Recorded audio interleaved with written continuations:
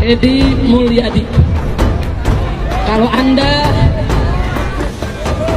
anda serius mau perang, jangan gunakan masyarakat. Ayo kita janjian saja. Kemudian orang lain datang dari negara lain ke sini, tiap hari membanggakan leluhurnya, tiap hari bercerita keunggulan leluhurnya, tiap hari kita harus mendengarkan riwayat-riwayat leluhurnya. Setelah itu kita bermahabbah pada mereka, menghormati mereka, mendewa-dewakan mereka, dan kita menganggap diri kita lebih rendah dari mereka. Oleh sebab itu waspadalah. Makam dirampas, masjid dirampas, terus sejarah, nah ini dirampas, NU dirampas, ayo dirampas, NU dirampas, so, Indonesia sudah dirampas. Indonesia dirampas. Kalau nggak percaya, kalau kita diam saja, kalau nggak percaya silahkan olok-olok saya, bully saya. Kalau seandainya kita nggak berjuang. Doa ning kota Tarim itu dikabulkan oleh Allah walaupun di dalam kamar mandi. Neng jeding doa terima. Dari hebatnya kota Tarim. Sampai kota Tarim itu Madinatun Nur, dikatakan kotanya cahaya. Dikatakan Tarim Maudiul Anwar, kota Tarim itu kotanya cahaya. Dauriha wal Aktor, jalan-jalannya, gunungnya. Wallah ma fi haddar illa wa amla'ahullah. Demi Allah, tidak ada satu tempat yang ada di kota Tarim melainkan Allah berikan di situ penuhi daripada cahaya. Makanya kota Tarim itu kota yang sangat hebat. Sampai orang dulu itu berebut untuk tinggal di kota Tarim. Ingin berada di kota Tarim. Sampai dikatakan yaret fi haddar walau kama saggil ghar yukannina minal matar wal barat yanzilillah. Ada seorang syekh namanya Syekh Sawaf, penyair ulung, penyair terkenal, mengatakan bahwasannya yaret fi haddar, seandainya aku punya tempat di kota Tarim, coba aku punya rumah di kota Tarim, walau kama saggil ghar, walaupun rumahku itu kecil seperti gua, yukannini minal matar wal barat yanzilillah, yang bisa melindungi aku dari hujan dan dingin yang Allah turunkan. Ini pentingnya kota Tarim. Sampai mengatakan ada pepatah peribahasa di Tarim mengatakan Tarim walau ala dalki syarim. Tinggal kamu di kota Tarim walaupun kamu berada di atas gergaji. Syarim itu arit tapi seperti gergaji. Kalau di sini kan gergajinya lurus. Kalau di Tarim itu arit tapi ada gigi-giginya. Manfaatnya apa? Untuk motong kurma. Grek, langsung jatuh. Itu namanya syarim. Sampai dikatakan Tarim walau ala dalki syarim. Tinggal kamu walaupun di atas gergaji. Artinya apa? Beradalah kamu di kota Tarim walaupun kamu dalam keadaan menderita. Kan menderita di atasnya gergaji, sakit, perih, pedih, tetap di sana. Loh kenapa? Apa yang ada di kota Tarim? Karena kota Tarim adalah kotanya para wali. Kota yang sangat hebat. Sampai dikatakan di kota Tarim itu yang jadi wali bukan hanya walinya bukan hanya dari orang laki. Orang perempuan pun jadi wali. Bisa dijadikan untuk tawasul. Anak kecil yang ada di kota Tarim bisa digunakan untuk tawasul kepada Allah. Sampai dikatakan ad'u bisadat mautinuhum Tarim. Aku memohon kepada Allah, kepada mereka para aulia Allah, pemimpin yang ada di kota Tarim, rijaluhum wa atfaluhum summa harim. Aku meminta kepada Allah barokahnya orang yang ada di kota Tarim, para wali laki, wali perempuan, dan juga bayi yang ada di kota Tarim. Bayinya yang ada di kota Tarim, bayi itu sudah jadi wali. Di Tarim itu mayuhammim syaribo illa wagodo mukashif. Gak tumbuh komes kecuali sudah apa? Jadi wali. bisa baca hatinya orang. Sama kayak anaknya sambian. Mayuhammim syaribuk, enggak tumbuh kumis kecuali cukabin. Kalau di Kota Tarim enggak. Di Kota Tarim itu enggak tumbuh kumis anak kecil, mulai ngitem, kumisnya mulai numbuh sedikit-sedikit, sudah jadi wali.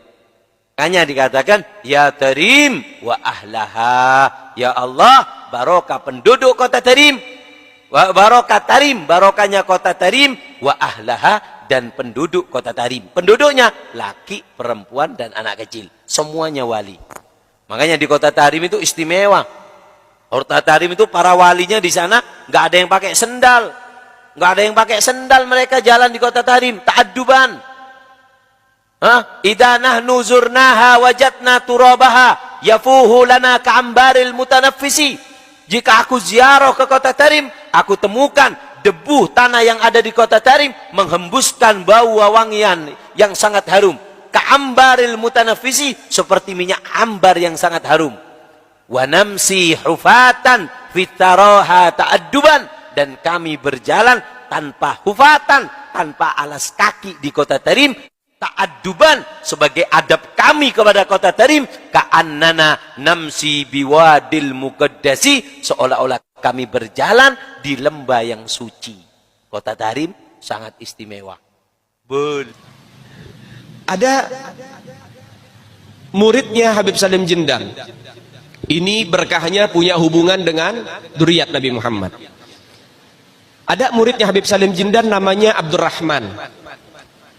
Nih Bang Maman, kalau kita panggil Bang Maman. Bang Maman ini sholatnya berantakan. Bang Maman ini maksiatnya luar biasa. Ibadah kocar kacir. Tapi cinta banget sama Habib Salim Jindan. Sampai-sampai beliau itu kalau dia jualan ubi rebus, kacang rebus tengah malam tuh pakai gerobak, jualan dia. Mangkal, jualan makanan-makanan. Tuh kadang-kadang Habib Salim Jindan hampir setiap malam ngegodain dia. Datang, man, lo dagang? Iya beb. Bungkus semuanya man, bawa ke rumah. Iya beb, dibungkus semuanya. Nggak komplain. Kadang orang zaman sekarang ada bilang penglaris. Jadi kalau habis buka belum ada yang beli, pamali mau ngasih-ngasih gratis. Katanya kena sial. Itu mitos.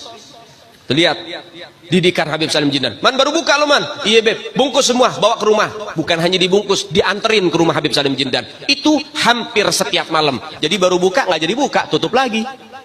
Orang habis tiba orang sama Habib Salim diminta. Itu hampir setiap malam.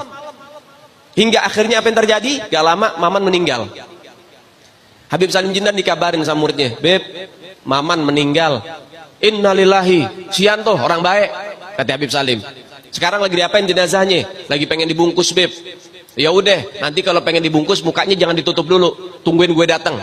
Ini bahasa Betawi nih. Datang Habib Salim Jindan, ngeliat tuh jenazah tuh, pengen dibungkus, pengen ditutup kain kafannya. Beliau ambil kertas kecil, kotak, kertas kotak kecil, beliau tulis.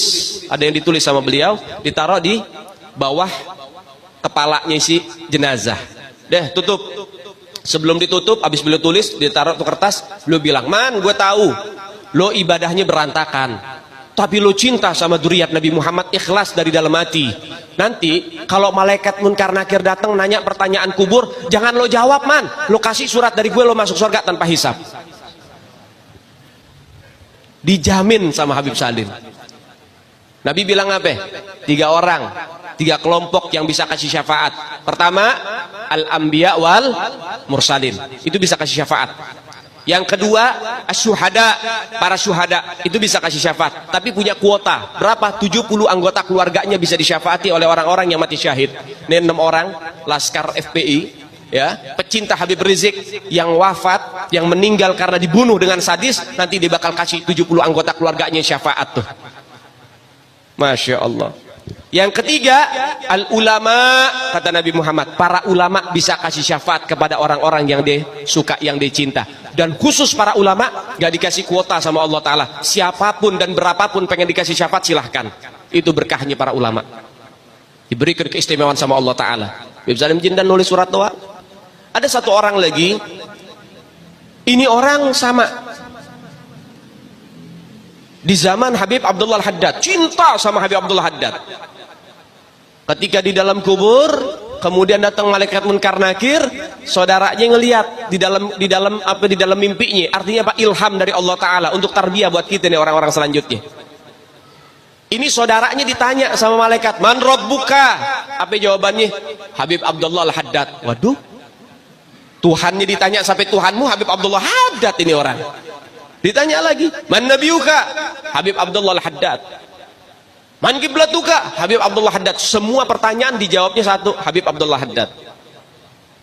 Dengan hal itu, karena kecintaan yang mendalam kepada Habib Abdullah Haddad, Habib Abdullah Haddad kasih syafaat. Datang ruhnya Habib Abdullah Haddad dikasih syafaat itu orang. Hubungan dengan keluarga baginda Nabi Muhammad. Baik, yang berikutnya, pembantu Al-Imam Syekh Abi Bakar bin Salim. Pembantunya Syekh Abu Bakar bin Salim itu pulang kampung mudik lama nggak balik-balik, sampai diisuin di kampung itu diinat, pembantunya Syekh Abu Bakar bin Salim meninggal udah nggak ada kabar, bertahun-tahun nggak ada kabar, udah mati itu orang, udah lama nggak ada kabar.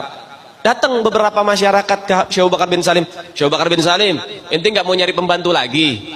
"Loh kenapa emang?" "Pembantu ente yang lama udah meninggal, udah nggak ada kabar." Apa kata Syekh Abu Bakar bin Salim? "Sebentar." Beliau diem. "Oh enggak, masih hidup." Tanya masyarakat, "Loh kok bisa Syekh Abu Bakar bin Salim kok masih hidup?" Apa kata Syekh Abu Bakar bin Salim? "Saya cari di sorga nggak ada. Saya cari di sorga nggak ada." Kata masyarakat apa? "Ya kali di dalam neraka, coba dicari dulu dalam neraka." Apa kata Syekh Abu Bakar bin Salim? Orang yang melayani keluarga Nabi Muhammad, semua tempatnya di sorga, nggak ada yang di neraka. Dia ngomong bukan orang sekelas kita. Yang bicara Al-Imam Syekh Abi Bakar bin Salim, yang beliau selama 40 tahun sholat subuh dengan wudhu isya, artinya dari isya sampai subuh nggak pernah tidur, ibadah.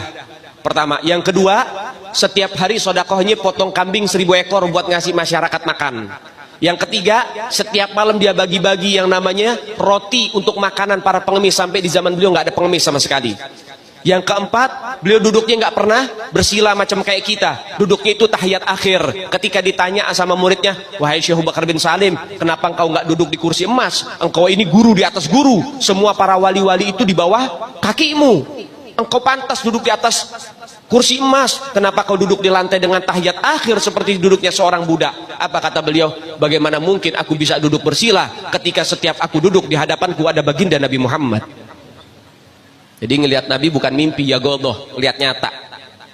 Itu Al-Imam Syekh Abi Bakar bin Salim radhiyallahu taala anhu warḍah. Syekh Abu Bakar bin Salim ini yang menurunkan daripada marga Al-Hamid, Habib Umar Al-Hamid bin Jindan, kita orang bin Hafid, Habib Umar bin Hafid, kemudian Al-Muhdhar, Habib Soleh Tanggul Al-Hamid, ya, kemudian Habib Muhammad bin Ahmad Al-Muhdhar. Itu keturunan Al-Imam Syekh Abi Bakar bin Salim. Punya anak 13 jadi wali semua.